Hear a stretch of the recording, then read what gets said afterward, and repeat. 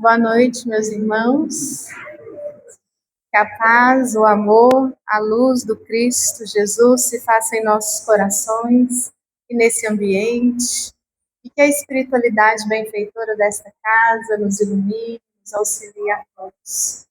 O tema da nossa noite está no Evangelho segundo o Espiritismo e é dai a César o que é de César. E nós vamos dar início à oração. Então nós pedimos a todos que fechem os olhos, que nós possamos, nesse momento, pensar em Jesus, nosso Divino Mestre.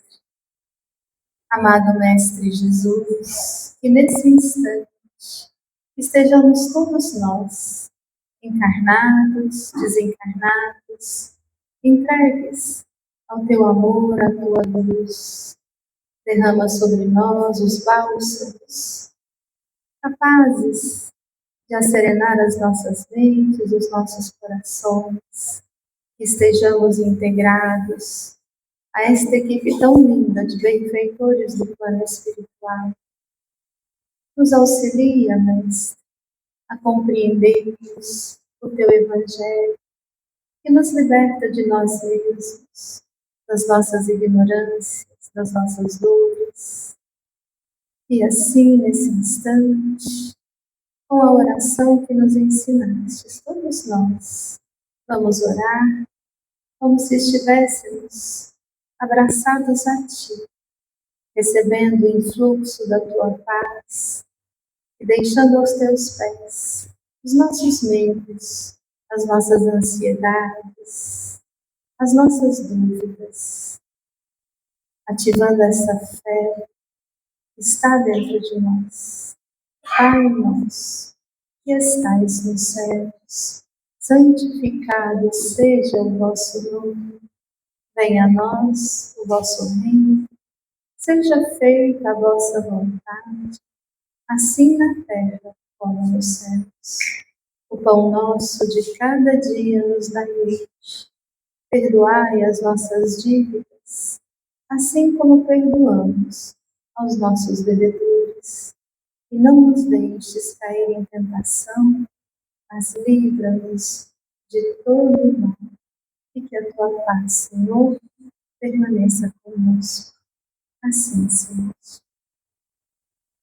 E dando início, então, a esse tema tão importante, dai a César o que é de César, às vezes a gente passa por essa passagem e a gente não compreende muito bem a fala do Cristo Jesus. Então, essa parte está ali no capítulo 11, amai uns aos outros, né? Amai-vos uns aos outros, nos itens de 5 a 7. Está uma passagem no Evangelho de Mateus, é interessante o quanto Mateus acompanhava Jesus e literalmente ele ia anotando tudo que Jesus falava, o que as pessoas chegavam, diziam ao Cristo. E no capítulo 22 do Evangelho de Mateus, nos itens de 15, os versículos de 15 a 22, Mateus conta para nós que os fariseus estavam ali reunidos num lugar. E quando Jesus chega, esses fariseus, eles se retiram, mas eles deixaram ali já os seus discípulos preparados.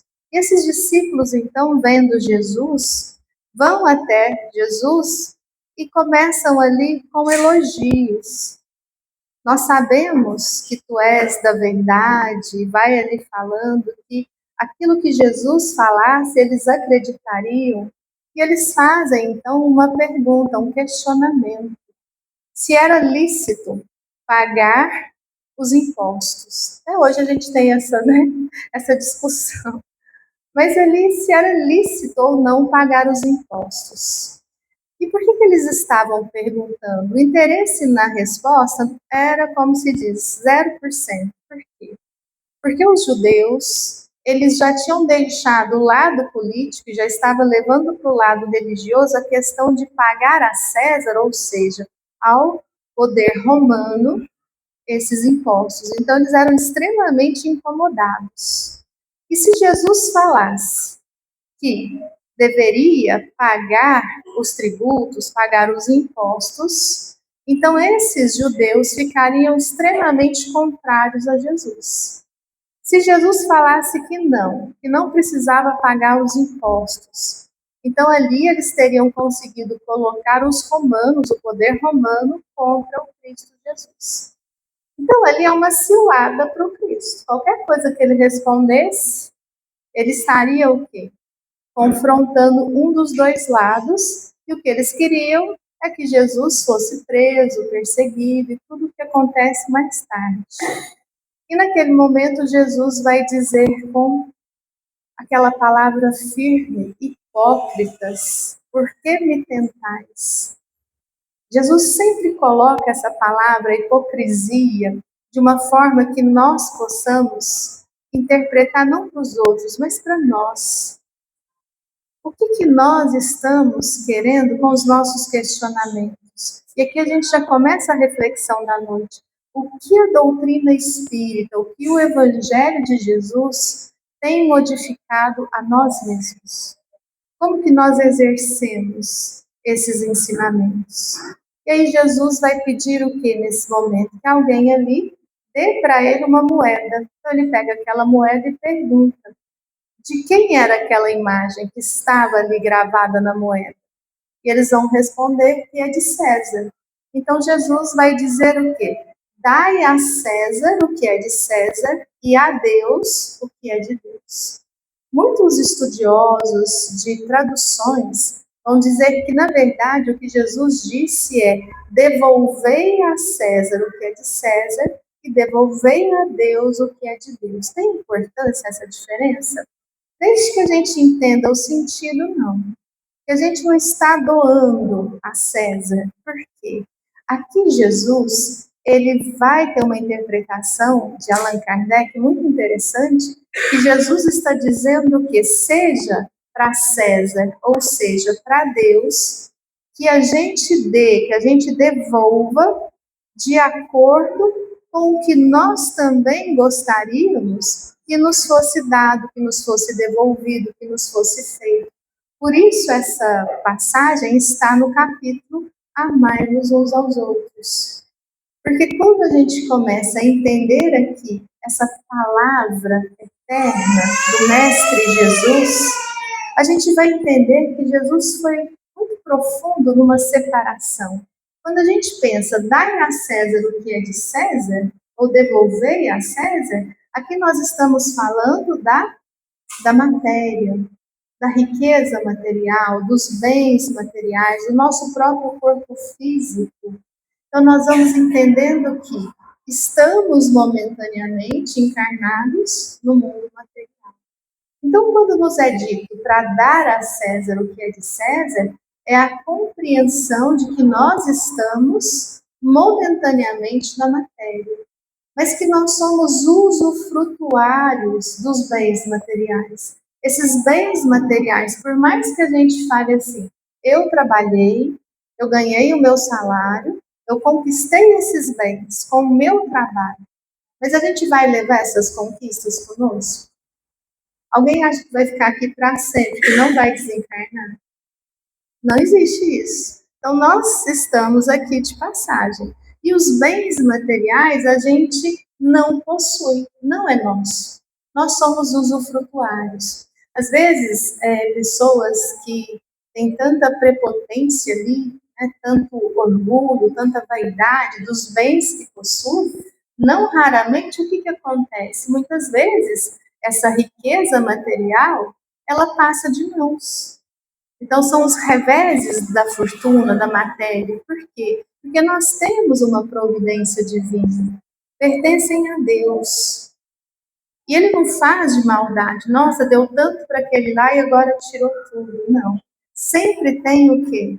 Uma utilidade para o espírito.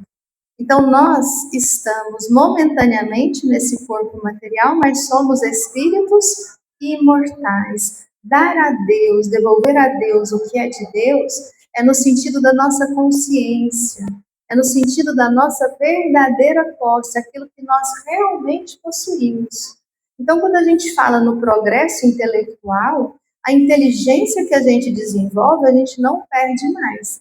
Pode ser que numa próxima encarnação ela fique invocada, tem utilidade para o espírito. mas a gente não perde. Quando a gente conquista as virtudes, os bens materiais, essas são as nossas verdadeiras riquezas. Então aqui a gente já começa a perceber o quê? Que quando nós estamos falando de amar uns aos outros, esse capítulo 11, que é belíssimo, nós já entendemos o que Jesus nos traz como um resumo de toda a lei, de todos os profetas. Amar a Deus sobre todas as coisas e ao próximo como?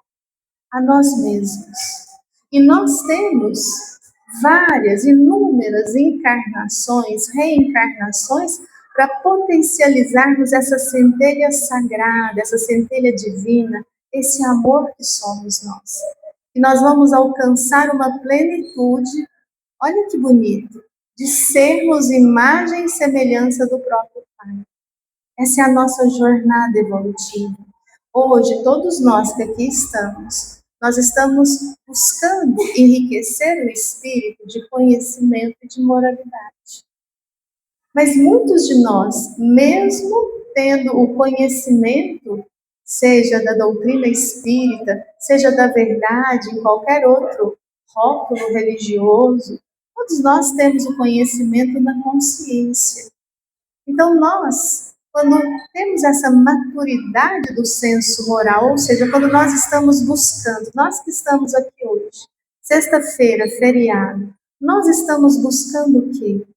Nós estamos buscando, muitos de nós, consolo, muitos de nós, alívio para as nossas enfermidades, sejam físicas, sejam emocionais. Mas nós estamos buscando o conhecimento que nos liberta. O nosso reencontro com o Cristo Jesus, que nos traz transformação. Então, a matéria, ela não deixa de ser importante. Cuidar do corpo e do espírito. Mas nós vamos dando a devida importância. Então, é isso que o Cristo nos mostra. A César, a matéria. Muitas vezes a gente tem um peso do orgulho, desse ego, dessa competição, dessa vaidade. O que acontece? Nós só nos focamos ali no ter, no enriquecer materialmente, como se a riqueza nos diferenciasse uns dos outros. Diferencia? De forma alguma. O que nos diferencia? O que nos diferencia é momentâneo, porque todos nós vamos alcançar o quê? A felicidade da perfeição. Então, quando nós pensamos, mas aqueles que são mais evoluídos estão diferenciados de nós.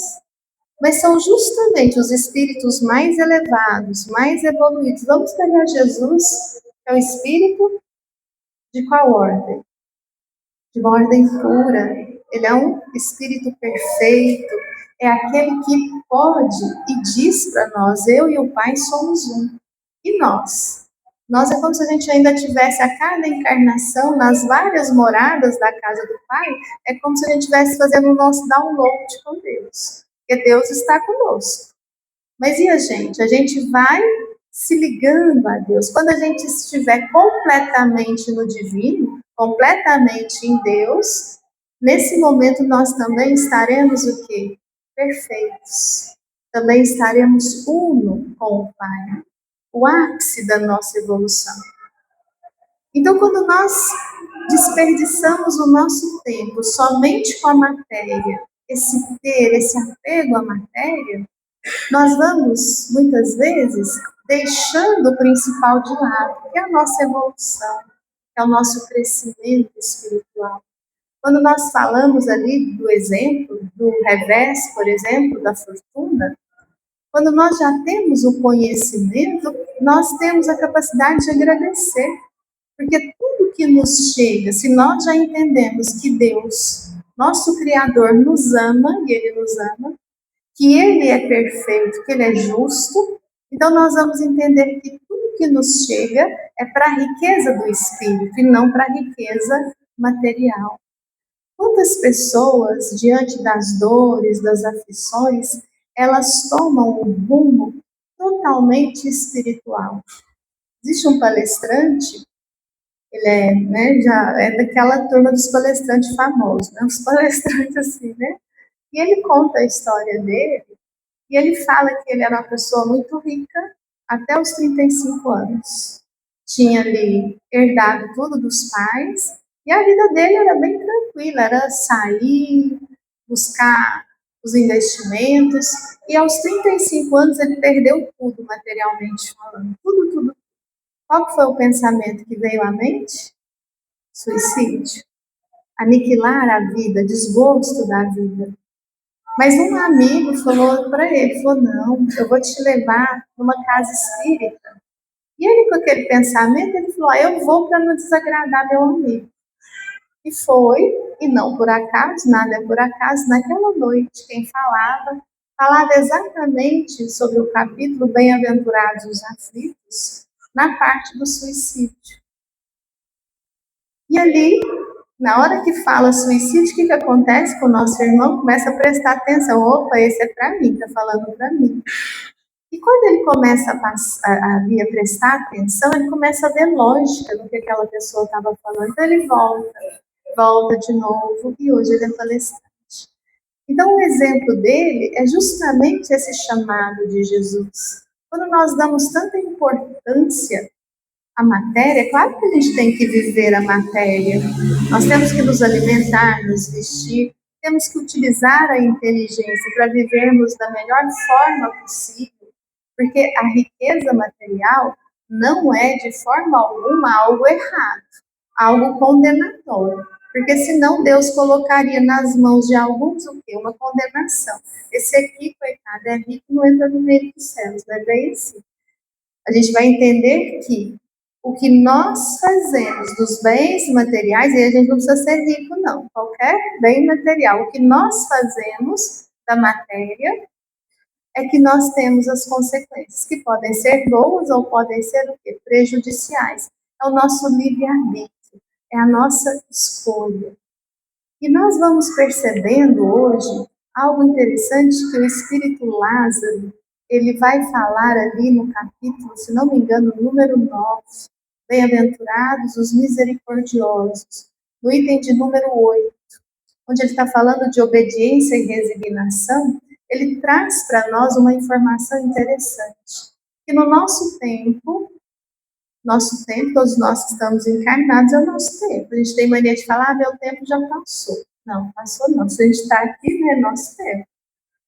Que nesse tempo, e aí são os tempos modernos, vamos pegar ali depois no iluminismo, chegada do espiritismo, toda essa mudança da tecnologia, que nós temos essa virtude, que cada era tem uma virtude e um vício.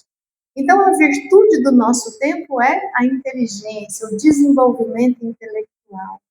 Quando a gente lembra da doutora Tatiana Sampaio, a descoberta ali da polilaminina, e quem já viu a estrutura da molécula é uma cruz, né? Uma cruz de luz, é linda. Aí tem gente que fala pra gente, quem que tem então a cruz? A gente fala, a gente tem outros olhos de ver, né? A gente já enxerga ali o divino.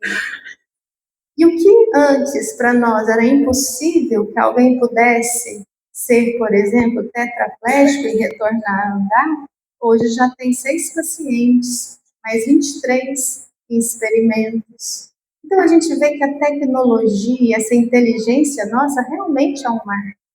Mas nós estamos usando o nosso progresso intelectual de uma forma mais amorosa, mais justa? Será que nós já estamos conquistando um patamar de moralidade que vai nos trazer a esperança de que em pouco tempo a Terra seja um mundo de regeneração? Ou a gente tem uma sensação contrária? Com tanta guerra, com tanta matança de crianças, de mulheres, e a gente vê pessoas com lado em guerra, eu sou do lado A, eu sou do lado B. Jesus teria lado nessas guerras? Jamais. Que lado nós somos? Nós somos todos irmãos. Ele traz a solidariedade, a fraternidade. E a gente fica falando das divisões, dos ódios. Será que nós não participamos disso?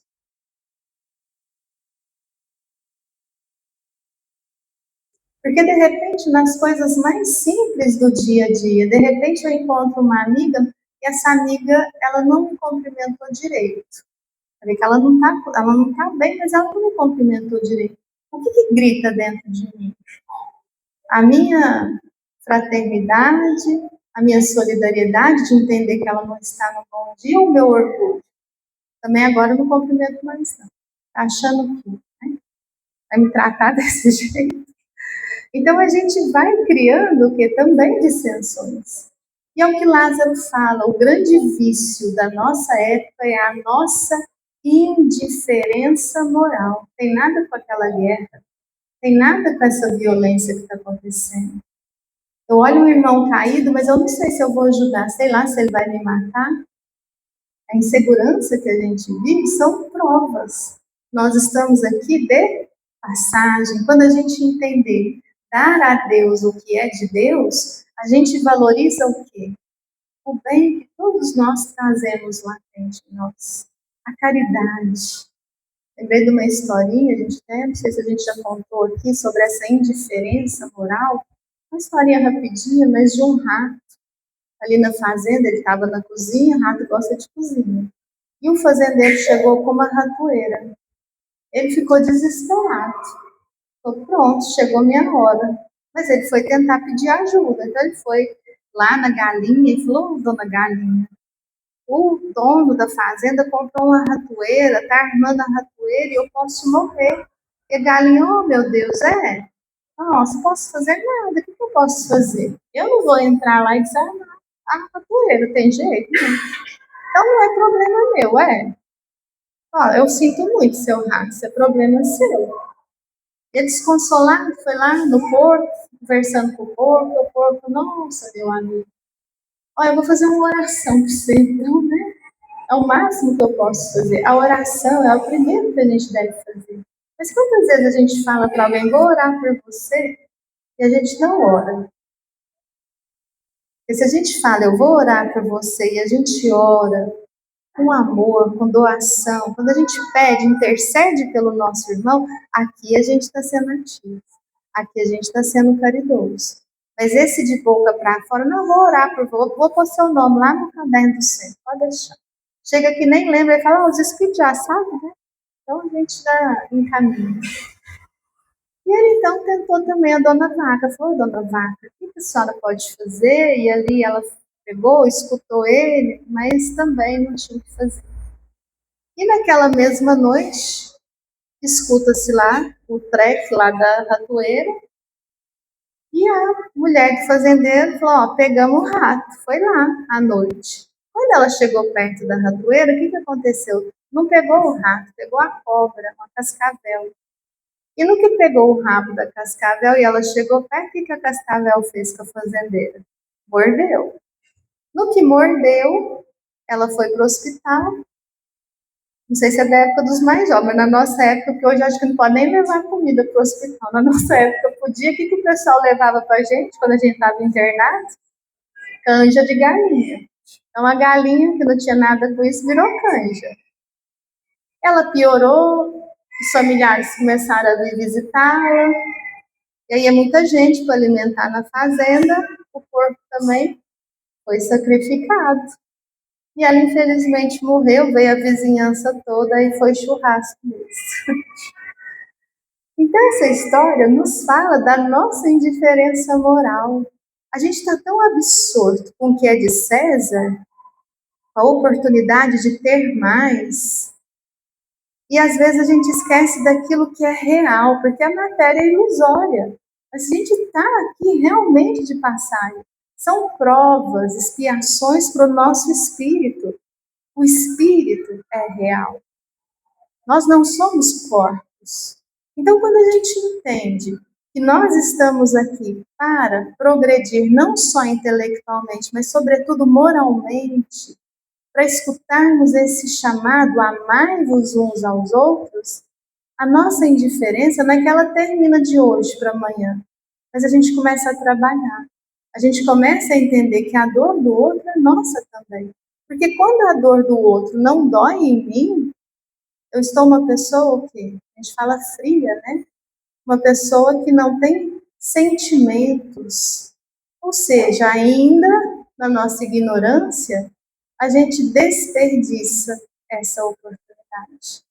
E um dos primeiros ensinamentos do Livro dos Espíritos, o que é Deus, essa inteligência suprema, causa primeira de todas as coisas, que Jesus nos apresenta como Pai de amor, de justiça, de misericórdia, é um ensinamento que nos transforma. É quando a gente entende que a doutrina espírita, o Evangelho de Jesus, é o nosso reencontro com o Mestre. É a gente ouvir agora com ouvidos de ouvir esse chamado. E não mais essa ilusão de sermos mais do que os outros, essa prepotência. Porque muitas vezes, quando a gente fala que nós somos iguais, tem pessoas que acham ruim, mas foi o que Jesus veio nos dizer. Todos somos o quê? Irmãos. Não existe ninguém que foi criado com mais ou com menos virtudes, com mais ou com menos luz. Se eu quero brilhar mais do que todo mundo, eu posso entender que essa encarnação vai trazer consequências difíceis para o meu espírito. Então, esse dar a César o que é de César e a Deus o que é de Deus, é nós estarmos aqui agora encarnados, mas sabedores da imortalidade do Espírito, sabedores de que aqui nós estamos para nos amarmos em primeiro lugar, não no sentido de ego, de egoísmo, mas eu me amar como criatura divina, eu me amar conhecendo a mim mesma, conhecendo os meus erros, reconhecendo esses vícios e buscando no divino a minha transformação. A culpa, ela não vai mais ter o peso dessa derrota, dessa vergonha. Ela vai ser uma mestre, ela vai ser uma professora, vai ser aquele impulso que eu caí, mas eu posso levantar sempre, quantas vezes forem necessárias. E a gente vai se fortalecendo.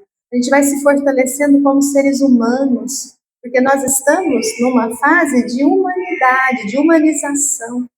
Nós seremos seres humanos, no sentido de humanidade plena, quando alcançarmos essa plenitude de amar. Quando a gente discute, quando a gente ofende, na verdade, o que a gente está colocando para fora? Não é o que o outro está fazendo para nós, é o que eu trago dentro de mim. É a raiva, muitas vezes, que eu sinto de mim mesma. Então, eu ofendo o outro. Porque eu me sinto diminuída, eu tenho que diminuir o outro. E aí nós vamos fugindo dessa realidade de espíritos imortais. Quando a gente passa a conhecer a nossa essência divina, quando a gente passa a reconhecer em cada ensinamento de Jesus a necessidade do coletivo, essa lei de sociedade, essa passagem nos fala dos nossos deveres uns para com os outros.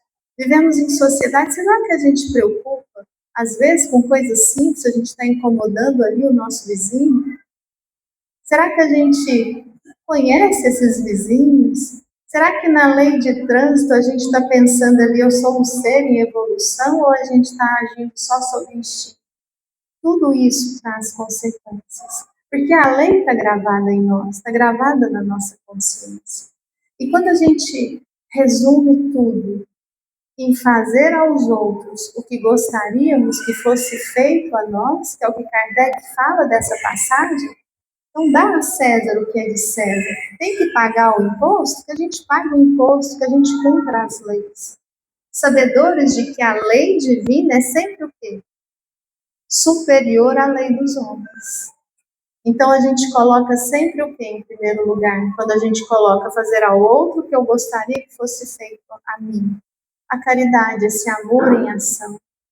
E eu me lembro da revista Reformador, eu não sei se é de 1994, mas ela é bem antiga, uma história que o Richard Simonetti conta, e que ela ilustra tão bem esse fazer aos outros o que gostaríamos que nos fosse feito, que a gente gosta muito de ilustrar. Eu gosto muito de história, porque nas histórias a gente parece que entende melhor, né? E conta ali de um casal, de um executivo, alto executivo, cheio de responsabilidade, só não trabalhava 24 horas porque tinha que dormir, comer, descansar. Então ali a esposa começa a frequentar a casa espírita, E queria levar o marido para casa espírita, mas ele era reticente, não ia de jeito nenhum. Aí foi no atendimento fraterno e a pessoa falou: olha, chama ele para fazer o evangelho no lar. Quando o evangelho no lar modifica o nosso lar. Chama ele para fazer o evangelho no lar. Ele, com muito jeito, ela foi conversando e ele aceitou fazer o evangelho no lar. Só que ela reparava que ele estava ali naquele momento que ele tinha que estar. Não estava melhorando nada o marido dela. Aí ela teve uma ideia. Falou: agora nós vamos dividir aqui no evangelho, cada um vai ter uma função. Então, um vai fazer a oração inicial, o outro vai ler, quem quiser comentar, comenta, e o outro vai fazer a oração final. E aí ela deu para quem ler. Ele ficou com a parte de ler, porque aí não tinha como ele não prestar atenção no que ele estava lendo. E quando ele lê que se deve fazer aos outros o que nós gostaríamos que fosse feito a nós, aquilo tem uma lógica tão grande para ele, que ele fala: nossa, mas como isso é racional? A fé espírita é racional. E naquela noite mesmo, ele fica com aquilo na cabeça. À noite, ele nem dava boa noite para a esposa, mas naquele dia ele pensou: né, eu gostaria que ela desse boa noite para mim, falasse alguma coisa para mim. A gente é carente, todo mundo é carente, né? E ele fala: olha, meu amor, boa noite, dorme com Deus, você é muito importante para mim. O que aconteceu com ela? Eita, tem alguma coisa errada com esse homem. Deve estar pronta. A gente é desconfiada até no bem. E ela falou assim: gente, mas, né? No fundo ela achou bom, mas ela já ficou com a pulga atrás da orelha. No outro dia, ele acordou e, como ele era sempre apressado, queria o café na mesa, já ia começar a chamar a atenção dela, porque a auxiliar não tinha chegado. Mas ele falou: se fosse eu, não queria levar uma bronca, não. Eu falei: olha, fica tranquila, faz o café que eu vou na padaria pegar o pão. Esse homem, o que aconteceu com ele, gente? Está mudado demais. No caminho ali da padaria, ele encontra um senhor que estava pedindo. E quando o senhor vai falar com ele, o que ele faz? Automaticamente ele passa de lá. Dá 3 passos, lá vem o evangelho. Se fosse ele, pelo menos ele queria que alguém escutasse a dificuldade dele. Então ele volta. Fala: nossa, eu passei apressado, o senhor me desculpe, você queria falar comigo? Ele falou: eu estou desempregado, tenho 5 filhos, se eu puder comprar pão. Ele falou: não, espera que eu vou comprar pão. Chegou lá e falou: mas só pão? Não, eu gosto de comer pão, mussarela. Comprou tudo que ele queria comer e comprou para aquele senhor.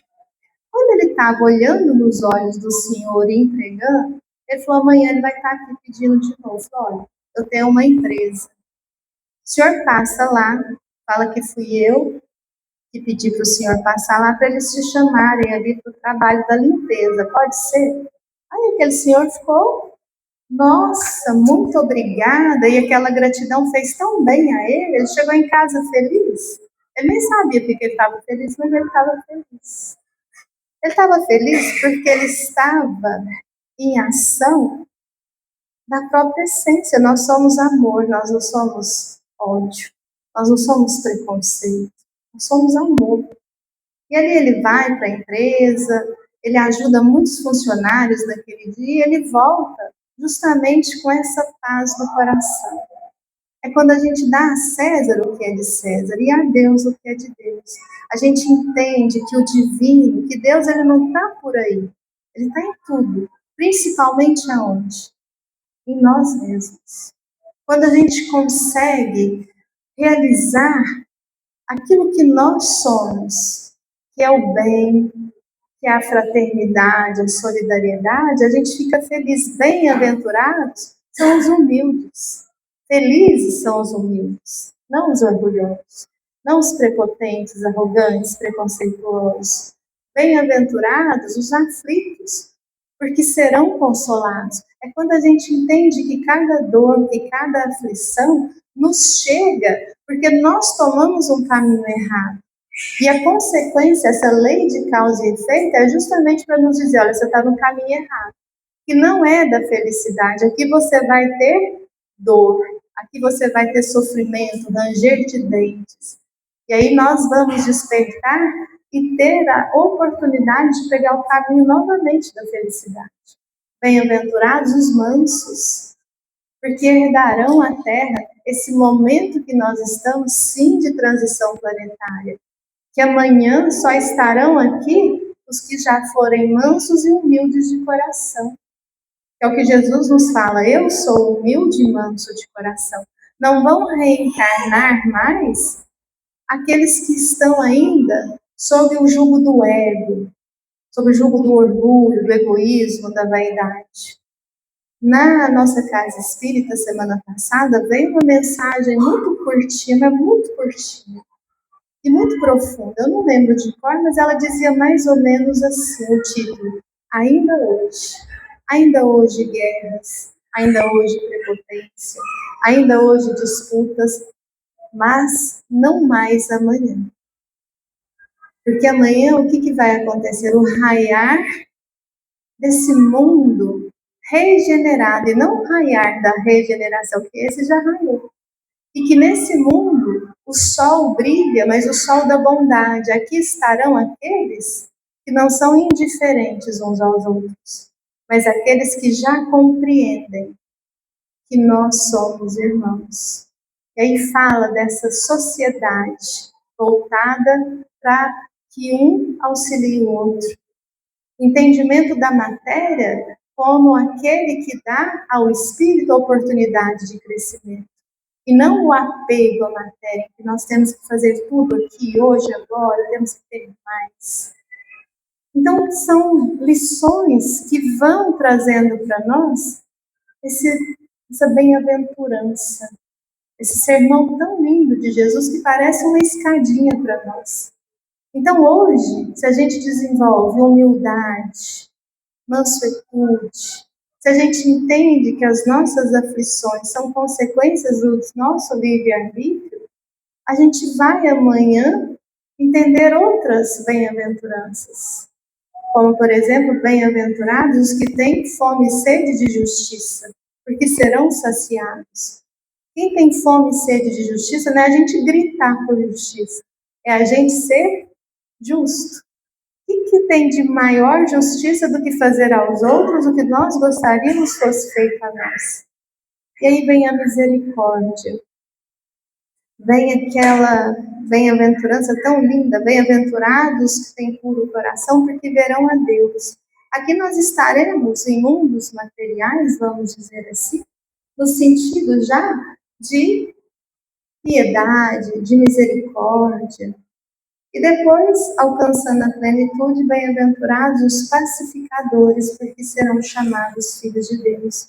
Então, para que a gente chegue ao nosso grande objetivo, que é amar em plenitude, hoje, aqui e agora, a gente tem que fazer as nossas escolhas. A gente tem que entender quem somos nós. O que a matéria representa? Ela é importantíssima, mas ela é algo passageiro. Nós usufruímos dessa matéria. Para nós finalizar, passou o tempo passou rápido, né? A gente vai deixar uma história, depois da oração, mas é uma história que nos coloca também, quando a gente estiver numa encruzilhada, o que é certo, o que é errado, a gente buscar dentro de nós. Então conta, a Jota contou, ele escreve ali um conto muito bonito, que a gente pensa que é algo que é verídico, porque ele escreveu para um jornal. Ele vai falar de O Anjo da Noite. Ele tinha muita curiosidade de conhecer uma senhora, uma enfermeira, que ficou conhecida, bem conhecida como o Anjo da Luz, o Anjo da Noite. Era uma senhora que passava de leito em leito.